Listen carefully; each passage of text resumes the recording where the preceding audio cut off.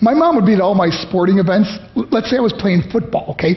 My mother would be on the sidelines, and if the play on the field started going one way, my mother would run along like, Mark, get him, get him! I'd be like, oh my gosh. I'd get in the huddle with the other guys. They go, Mark, is that your mother? I go, no, I never saw her before in my life. See, the greatest gift my mother ever gave me, she believed in me. I have overdosed on drugs on 3 occasions where I should have been dead. But I believe I was kept here for a reason. You show me your friends, I will show you your future. How do I know this? I hung out with losers, and I became the biggest loser of them all because I gave up everything I dreamt about as a little boy because of who I chose to surround myself with. My friends would drive me home at 2, 3, 4 in the morning. We'd be drunk and high, laughing in the car. We'd pull up in front of my house in New York. They go, Mark, the light's on. I go, oh man, my mother's up. See, my mom wouldn't go to bed until she knew her son was still alive.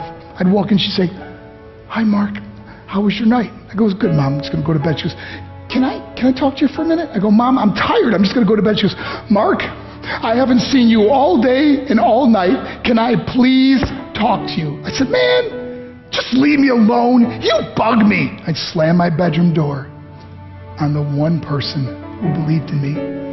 I was on a worldwide tour and we were wrestling overseas in Japan. After my wrestling match, I went upstairs in my hotel room and I fell asleep. There was a knock at my door at 3 o'clock in the morning. I got out of bed and I looked through the safety window and I could see it was a Japanese promoter. So I opened the door and he said, Mark, you need to call home. There's been an emergency. I went and got on the hotel room phone. I called back to the United States and said, hey, what's going on? They said, Mark, I don't know how to tell you this. I said, just tell me what happened. I suddenly started crying. They go, Mark, I can't tell you. I said, just say it. They said, Mark, your mother died. I just threw the phone down. I ran out of my hotel room. I took the elevator to the lobby, and when the doors opened up, I just ran out into the street. I mean, there was no cars, there was no people. It was 3 o'clock in the morning. And I walked down the middle of a street in Hiroshima, Japan, and I remember looking up and just saying, Mom, I am so sorry. I flew home for her funeral, and I was so nervous to walk up to her casket, so I just stood way in the back. And I kept looking from a distance. I kept thinking to myself, Mom, please wake up. Please get up. And then I finally got the nerve to walk up to her.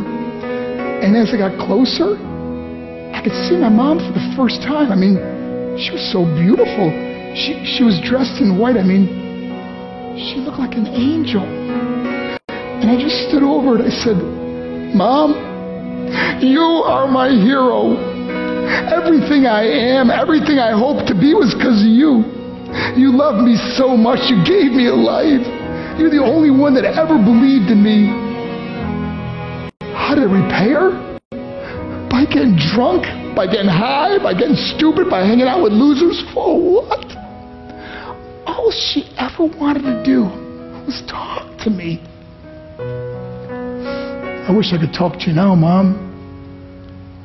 I wish you could see what I'm doing. Why couldn't I have been a better son? We are defined by our choices. But if you surround yourself with people involved in drugs and alcohol and pills, it's a dead end. I'm not here to preach to you. I'm here to tell you I lived that life. It leads to broken hearts, broken relationships, broken dreams, and death. For what? To get high? If you have a mother or a father, when you go home, tell them how much you love them.